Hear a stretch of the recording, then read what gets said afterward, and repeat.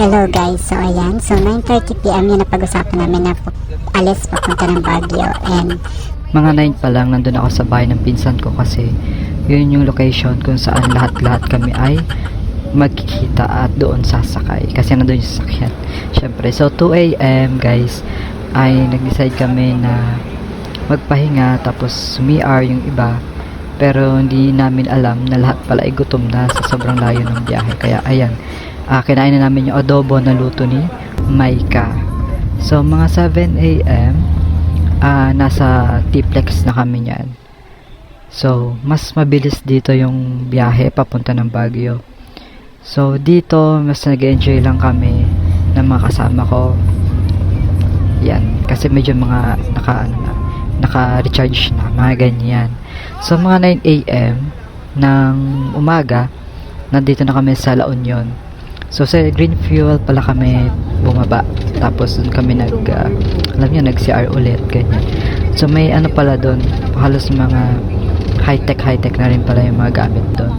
So ito, after 5 years guys, ay nakapunta na kami ng Baguio. Especially ako, talagang ini-enjoy ko yung green na tanawin, bundok, ganyan. So hindi lang mabuksan yung mga kasi mahigpit, parang ganun. So hindi ko maano yung ma-feel yung hangin. Pero ayun, so talagang after 5 years, ayan, naka-uwi din ang Baguio. So we decided na dumaan nga pala sa Cannon Road para magpa-picture sa ulo ng Leon. So ayan na. So pupunta pala kami sa parking. Ayan.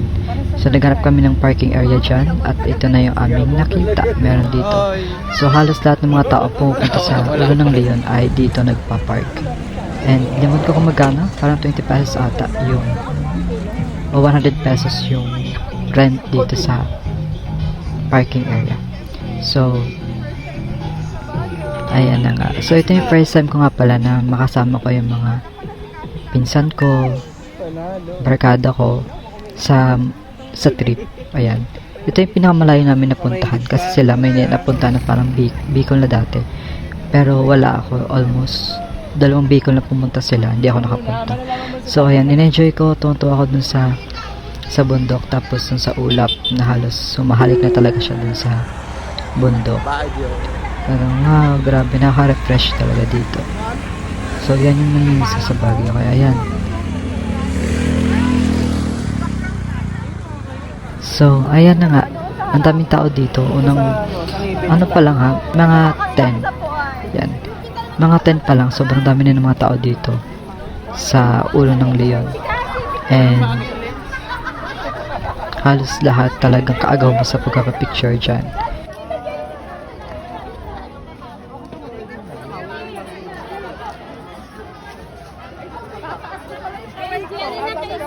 Tapos ito pala si Mawin di Cassie, kung sa sana na siya nakakapunta. So ito yung Saint Bernard na aso. Pwede kang magka-picture dyan. So, mabait naman yan. And sanay na talaga siya sa tao.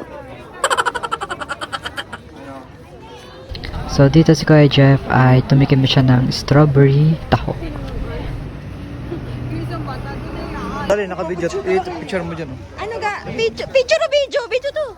Ayan. So dito naman si Kayan. Nag-picture ako kay Kayan yan. Kasi nga first time ko ulit na pumunta ng Baguio. So medyo nahirapan kami dyan kasi ang dami nga taong nagpapapicture, kaya tinatimingan namin. So dun sa tabi ng ulo ng Leon ay meron kayo mabibili dyan na yan, mga sungka, kamay na pangkamot, ganyan, tsaka iba pang mga souvenirs. So mga 10:30, mga ganyan, we decided na pumunta na sa Baguio and bumaba kami dito sa Burnham Park kasi nga gutom na kami. Burnham Park tayo. Ganda ng balat. Shit.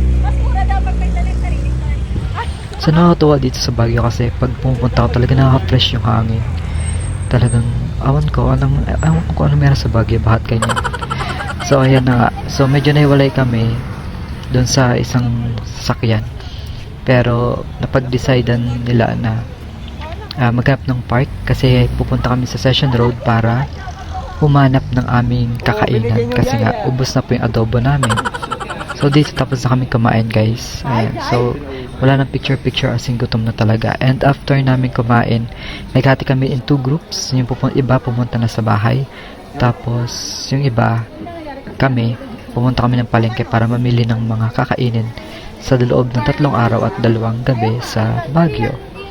So ito na rin ang reason na is para makatipid na rin kami.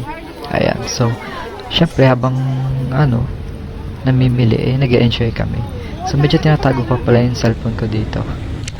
Ayan. So galit tayo dyan. So ayan. So kami naglalakad na medyo may nararamdaman na rin ako dyan kauntian guys. Ayan. So nandito na kami sa transient. So dito sa transient na to ay halos may mga katanawanin na rin tumira dito. And itong transient house na to is 3 palapag. So meron underground, tapos ito yung pinakagitna, tapos meron din sa taas pero nire-repair kasi siya guys. So hindi kami pwede doon sa taas. Yan. So hanggang dito na muna guys, and see you on my next vlog. Bye guys.